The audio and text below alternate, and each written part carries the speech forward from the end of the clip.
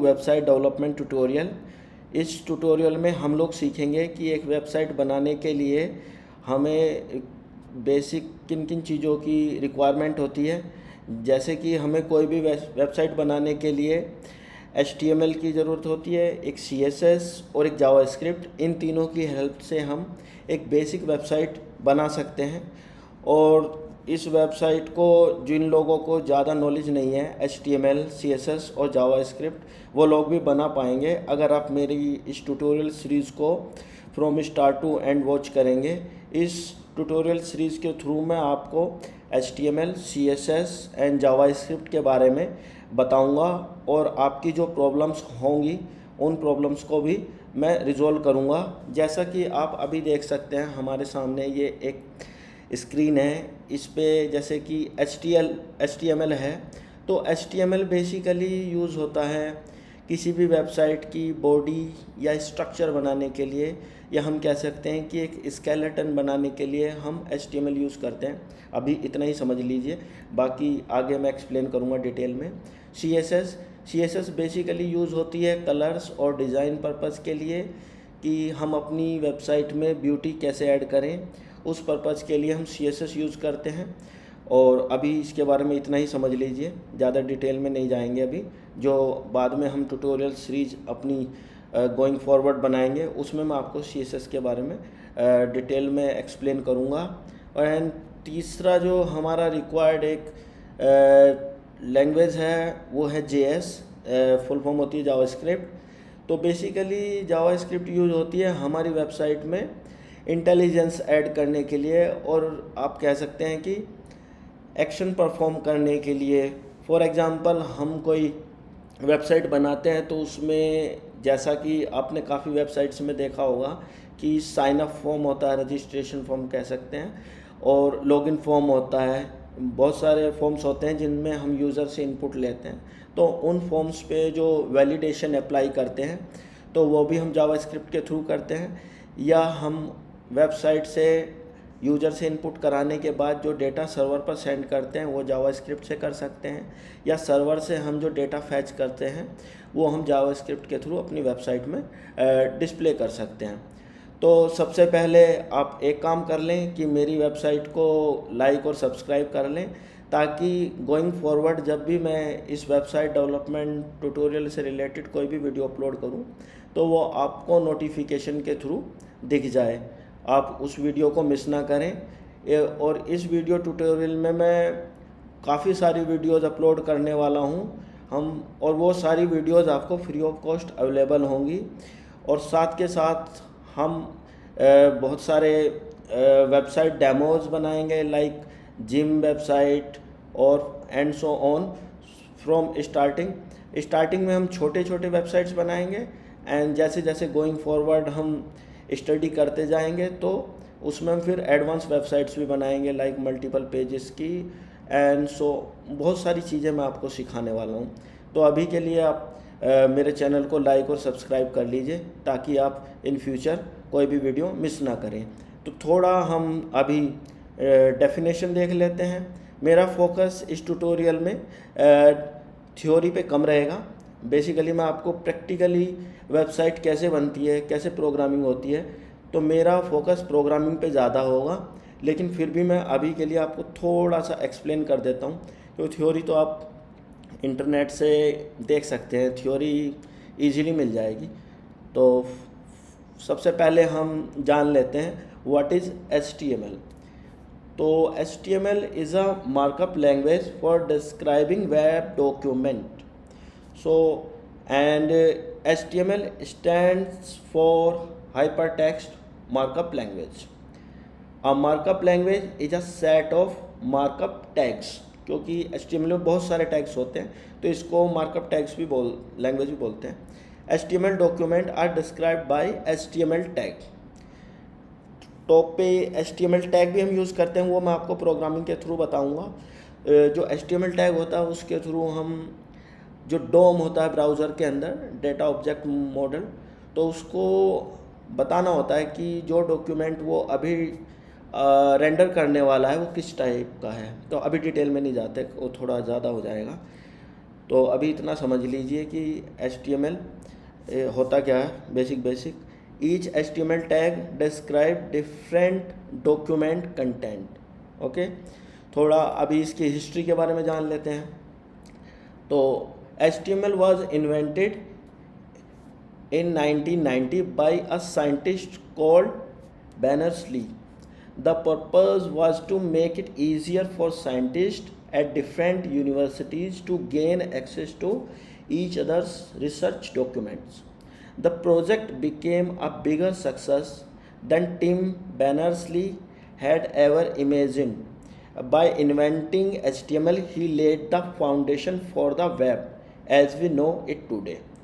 So basically था क्या कि एक साइंटिस्ट थे बैनर्स-ली, तो मल्टीपल यूनिवर्सिटीज़ में जो साइंटिस्ट काम करते थे तो वो चाहते थे कि एक सिंगल लोकेशन पर लाइक जो उनका वर्क है वो सिंक हो जाए और सब उसको एक्सेस कर पाएँ। हिंदी में यही समझ लीजिए इसको। सो रिलीज ईयर्स देख लेते हैं HTML के। तो सबसे पहले जो HTML1 हमारा लॉन्च हुआ था वो 1993 में हुआ। सेकंड वर्जन HTML2 1995 में हुआ और थर्ड वर्जन HTML3 1997 और HTML4 1999। देन एक माइनर वर्जन भी रिलीज़ हुआ था 4.01 2012 में। अभी जो हमारा लेटेस्ट वर्जन जो HTML का हम लोग यूज़ कर रहे हैं वो HTML5 है और ये काफ़ी फीचर्स प्रोवाइड कराता है, वो मैं आपको आगे एक्सप्लेन करूँगा डिटेल में। तो अभी थोड़ा CSS के बारे में जान लेते हैं। ये भी डेफिनेशंस हैं, ये आप कहीं से भी पढ़ सकते हैं, बट मैं थोड़ा सा भी आपके रेफरेंस के लिए बता देता हूँ। CSS stands for cascading style sheet, जैसा कि आप इसके नाम से ही समझ सकते हैं, स्टाइल शीट। तो CSS हमारी वेबसाइट को स्टाइलिंग प्रोवाइड कराने के लिए यूज़ करते हैं। CSS describes how HTML elements are to be displayed on screen, paper or in other media. So CSS use होता है हमारे HTML एलिमेंट्स को अलाइन में प्रॉपरली अलाइन करने के लिए, लाइक लेफ़्ट अलाइन करना है, सेंटर अलाइन करना है या राइट अलाइन करना है। कोई इमेज है तो उसको हम जहाँ चाहें पूरे वेब पेज में like top, bottom, left, right या सेंटर उसको अलाइन कर सकते हैं CSS के through.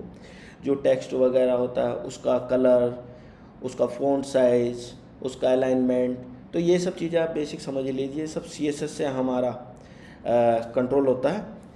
CSS saves a lot of work.